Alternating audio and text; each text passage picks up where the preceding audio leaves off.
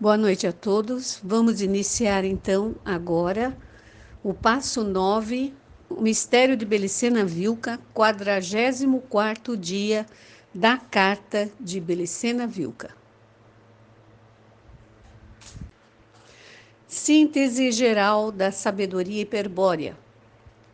Os conceitos complementares precedentes têm posto de manifesto o fato de que uma lei da natureza se origina em certas relações que o juízo racional estabelece entre aspectos significativos. Meu propósito é deixar claro que, ainda que tais aspectos pertençam verdadeiramente ao fenômeno da relação que deu lugar à lei eminente, tem sido criada pela razão e de nenhum modo pode atribuir-se ao fenômeno mesmo. A razão, apoiada em premissas culturais preeminentes, utiliza o mundo como modelo projetivo ou de representação, de modo tal que um fenômeno qualquer expresse correspondência com uma concepção intelectual equivalente. Deste modo, o homem se serve de conceitos racionais do fenômeno que guardam uma débil vinculação com o fenômeno em si, com sua verdade. Ao efetuar raciocínios e análises sobre a base de tais conceitos, soma-se o erro, e o resultado não pode ser outro que a paulatina imersão na irrealidade e na confusão. Este efeito é buscado pelo inimigo, como dito. Ver-se-á logo qual é o modo de evitá-lo que ensina a sabedoria hiperbórea. Ao mencionar anteriormente o princípio hermético, diz que todas as leis do macrocosmo se refletem em leis equivalentes do microcosmo. Mas as leis da natureza do macrocosmo não são senão representações de um modelo matemático originado na mente humana, ou seja, no microcosmo, segundo se tem analisado. No processo que dá lugar à ideia científica de um fenômeno, concorrem elementos de duas fontes principais: os princípios matemáticos e as premissas culturais preeminentes. Os princípios matemáticos são arquetípicos, provêm de estruturas psicológicas hereditárias. Quando aprendemos matemática, por exemplo, somente atualizamos conscientemente um número finito de sistemas formais que pertencem ao âmbito da cultura. Mas os princípios matemáticos não são, em verdade, aprendidos, senão descobertos, pois constituem matrizes básicas da estrutura do cérebro. As premissas culturais preeminentes surgem da totalidade dos elementos culturais, apreendidos ao longo da vida, que funcionam como conteúdo dos sistemas da estrutura cultural e aos quais acode o sujeito cultural para formular os juízos.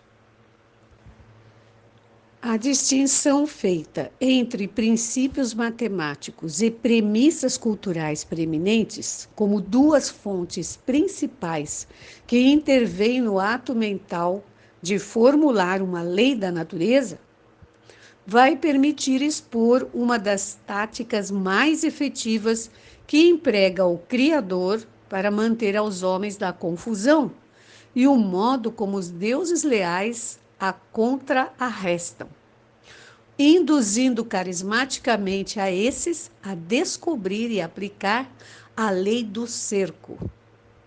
Por isso, se tem insistido tanto na análise, porque nos encontramos ante um dos princípios mais importantes da sabedoria hiperbórea e também um dos segredos melhor guardado pelo inimigo. Quando se conhece o princípio que diz: para a sinarquia, a cultura é uma arma estratégica, pode pensar-se que o mesmo se refere à cultura como algo externo, próprio da conduta do homem, na sociedade e da influência que esta exerce sobre ele. Este erro provém de uma incorreta compreensão da sinarquia, a qual se supõe ser uma mera organização política, e do papel que ela joga no plano do demiurgo terrestre Jeová Satanás. A verdade é que o homem procura orientar-se até a origem e não o consegue, pelo estado de confusão em que se acha. A mantê-lo nesse estado contribuem a cultura como uma arma estratégica inimiga.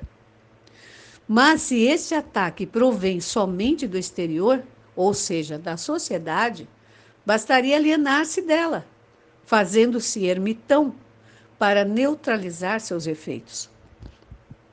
Contudo, está suficientemente comprovado que a solidão não basta para evitar a confusão e que, pelo contrário, esta pode aumentar no retiro mais hermético, sendo muito provável que por esse caminho se perca a razão muito antes de encontrar a origem.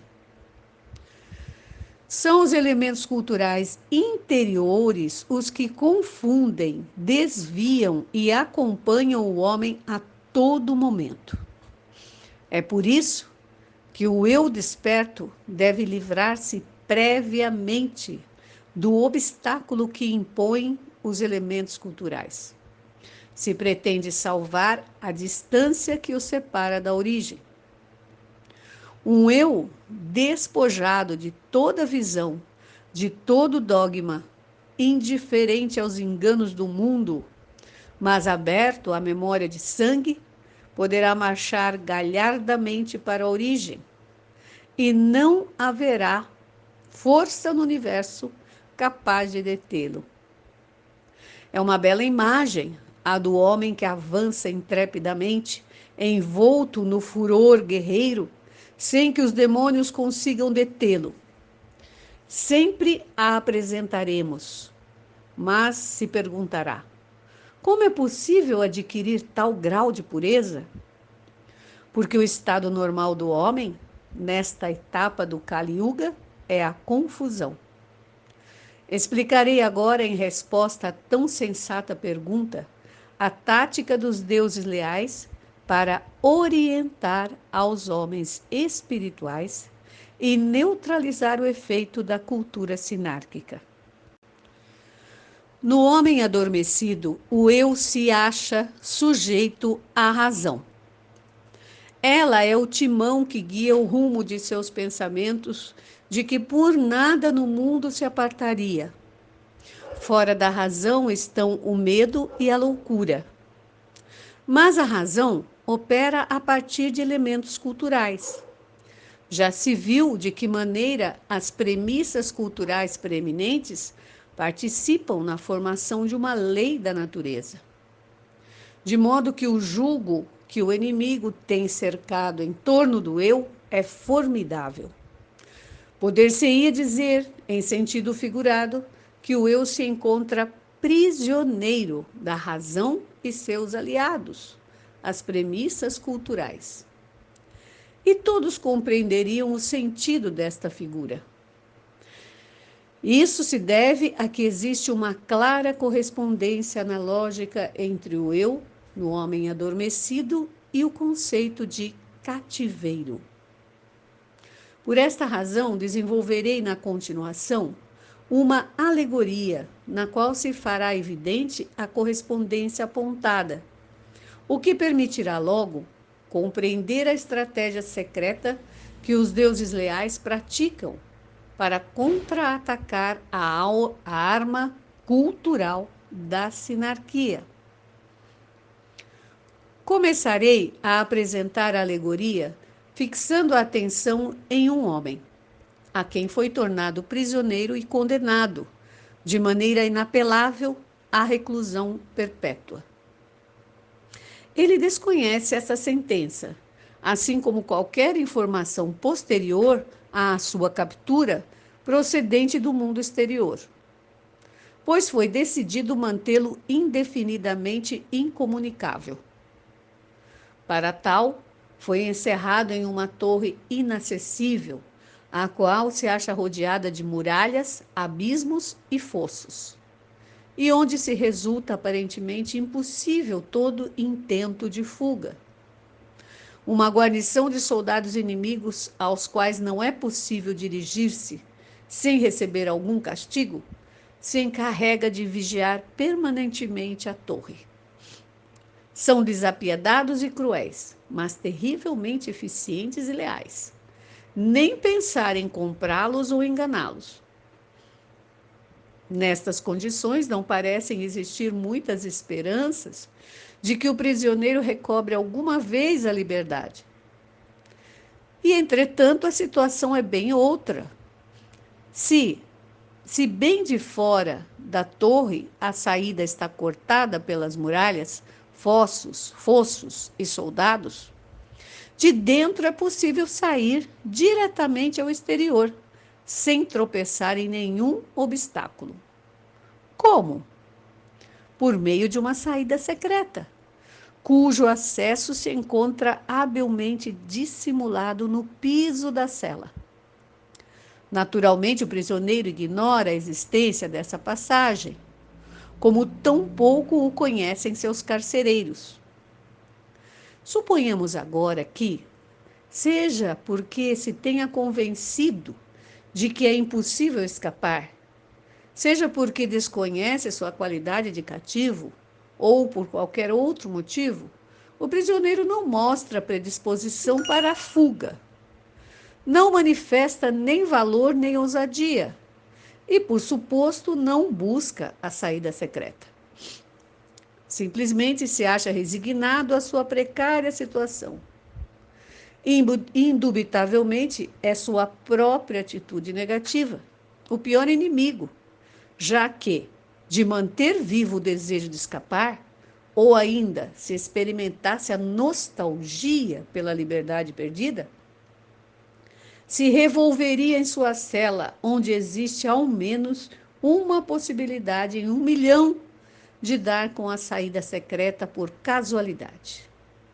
Mas não é assim, e o prisioneiro, em sua confusão, adotou uma conduta aprazível, que, à medida que transcorrem os meses e os anos, se torna cada vez mais pusilânime e idiota.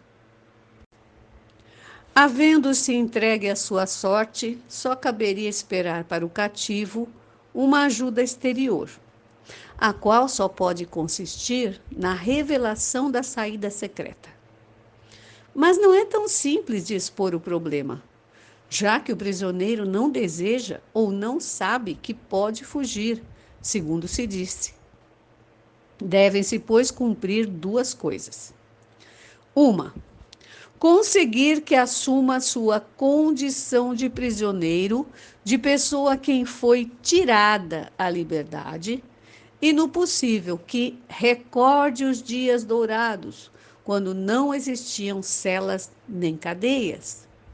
É necessário que tome consciência de sua miserável situação e deseje ardentemente sair, previamente a, segundo, revelar-lhe a existência de uma única possibilidade de fugir. Porque bastaria, agora que o prisioneiro deseja fugir, somente com que saiba da existência da saída secreta. A esta, ele a buscará e encontrará por si mesmo. Exposto assim, o problema parece muito difícil de resolver.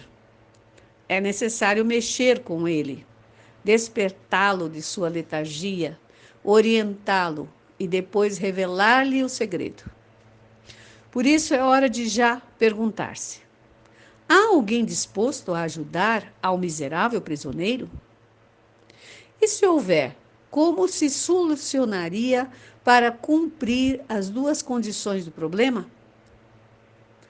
Devo esclarecer que, afortunadamente, há outras pessoas que amam e procuram ajudar o prisioneiro. São aqueles que participam de sua etnia e habitam num país muito distante, o qual se encontra em guerra com a nação que o aprisionou. mas não podem intentar nenhuma ação militar para libertá-lo, devido às represálias que o inimigo poderia tomar sobre os incontáveis cativos que, além da torre, mantém em suas terríveis prisões. Trata-se, pois, de dirigir a ajuda da maneira prevista, despertá-lo, orientá-lo e revelar-lhe o segredo. Para isso é preciso chegar até ele. Mas como fazê-lo se está trancado no coração de uma cidadela fortificada, saturada de inimigos em permanente alerta?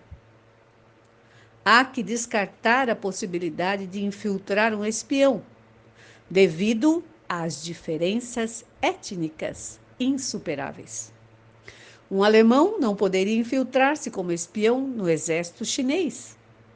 Do mesmo modo que um chinês não poderia espionar o quartel das SS, sem poder entrar na prisão e sem possibilidade de subornar ou enganar os guardiões, somente resta o recurso de fazer uma mensagem ao prisioneiro. Porém, enviar uma mensagem parece ser tão difícil como introduzir um espião. Em efeito, no improvável caso de que uma gestão diplomática conseguisse a autorização para apresentar a mensagem e a promessa de que esta seria entregue ao prisioneiro, isso não serviria de nada, porque só o fato de que tenha que atravessar 7 níveis de segurança, onde seria censurada e mutilada, torna completamente inútil esta possibilidade. Além disso, por tal via legal, prévia autorização, se imporia a condição de que a mensagem fosse escrita em uma linguagem clara e acessível ao inimigo, que logo censuraria parte de seu conteúdo e transporia os termos para evitar uma possível segunda mensagem cifrada. E não nos esqueçamos que o segredo da saída secreta, da saída oculta, tanto interessa que conheçam o prisioneiro como que o ignorem o inimigo. E o primeiro, que dizer de uma mera mensagem para conseguir que o prisioneiro desperte, se oriente, compreenda que deve escapar? Por mais que o pensemos, fica claro que no final a mensagem deve ser clandestina e que a mesma não pode ser escrita. Tampouco pode ser ótica, devido a que a pequena janela de sua cela permite observar somente um dos pátios interiores, até onde não conseguem chegar sinais do exterior da prisão. Nas condições impostas, nas condições expostas, não fica evidente, sem dúvida, de que maneira podem seus cameraden dar solução ao problema e ajudar o prisioneiro a escapar. Talvez se encontre a luz, caso se tenha presente que, diante de todas as precauções tomadas pelo inimigo para manter ao cativo desconectado do mundo exterior, não consigam isolá-lo acusticamente. Para isso, teriam de tê-lo, como a Kaspar Hauser, em uma cela à prova de som. Mostrarei agora, como epílogo, o modo escolhido pelos cameraden para brindar efetiva ajuda. Uma ajuda tal que 1. Desperte e 2. Revele o segredo ao prisioneiro, orientando-o até a liberdade. Ao decidir-se por uma via acústica para fazer chegar a mensagem, os cameraden compreenderam que contavam com uma grande vantagem. O inimigo ignora a língua original do prisioneiro. É possível, então, transmitir a mensagem simplesmente sem duplo sentido, aproveitando que a mesma não será compreendida pelo inimigo. Com esta convicção, os cameraden fizeram o seguinte: vários deles subiram em uma montanha próxima e, munidos em torno de um enorme caracol, que permite amplificar imensamente o som da voz, começaram a emitir a mensagem.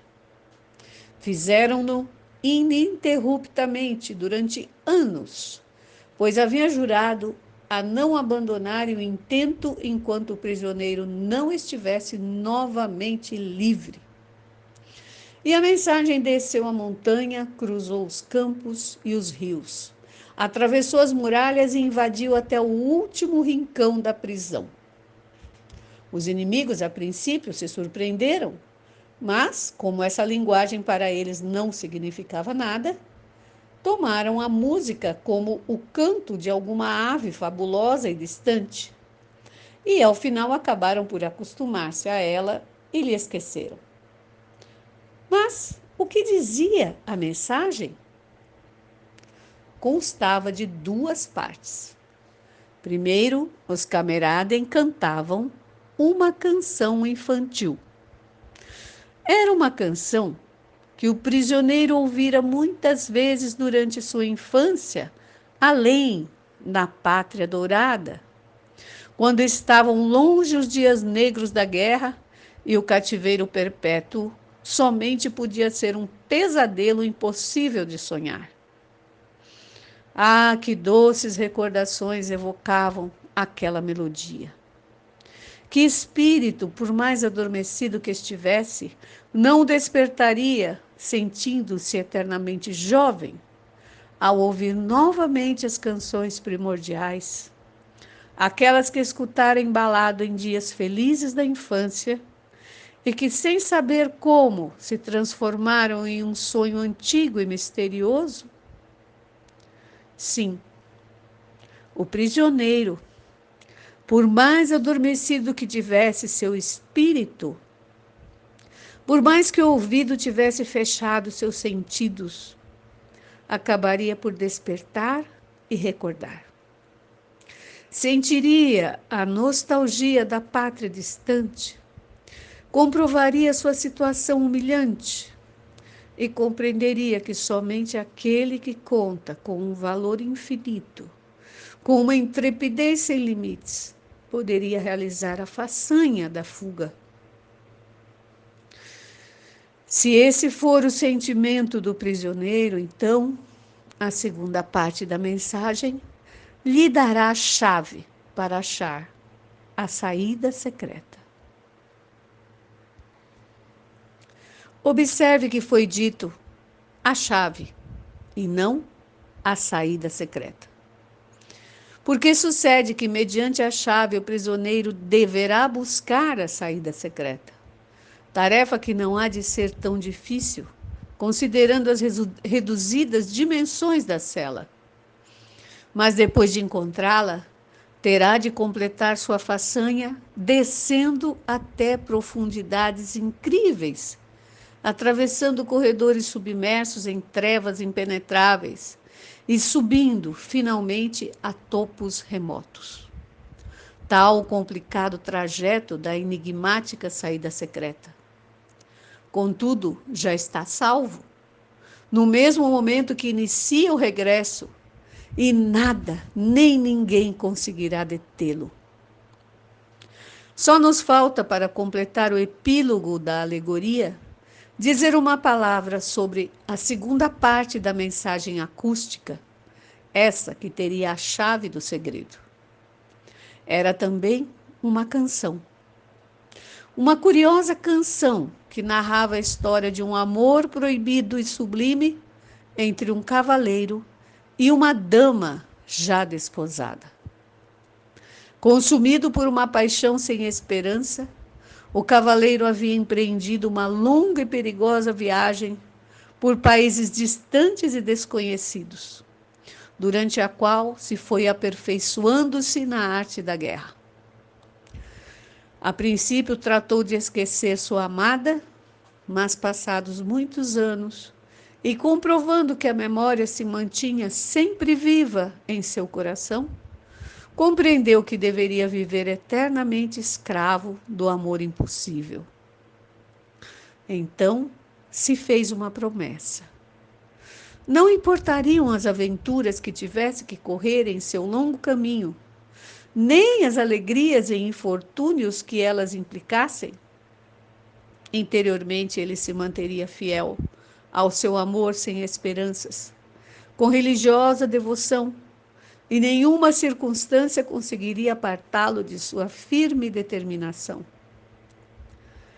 E assim terminava a canção, recordando que algum lugar da terra, convertido agora em um monge guerreiro, marcha o cavaleiro valoroso, dono de poderosa espada e brioso corcel, mas levando pendurado ao pescoço uma bolsa que contém a prova de seu drama, a chave de seu amor secreto, o anel de noivado que jamais será usado por sua dama.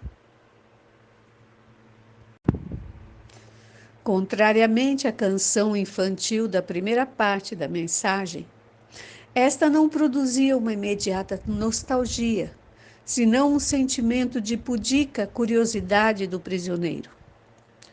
Ao escutar, vindo de quem sabe, de onde, em sua antiga língua natal, a história do galante cavaleiro, tão forte e valoroso, tão completo na batalha e, entretanto, tão doce e melancólico, tão desgarrado interiormente pela recordação de a morte, que se sentia o cativo diante dessa curiosidade pudica que experimentam os meninos quando pressentem as promessas do sexo ou intuem os mistérios do amor. Podemos imaginar o prisioneiro cismando, perplexo pelo enigma da canção invocadora. E podemos supor também que finalmente encontrará uma chave naquele anel de noivado, que, segundo a canção, jamais seria usado em noivado algum. Por indução, a ideia do anel o levará a buscar e encontrar a saída secreta. Termina aqui a alegoria. Devemos agora destacar as relações analógicas que ligam ao prisioneiro com o eu do homem adormecido.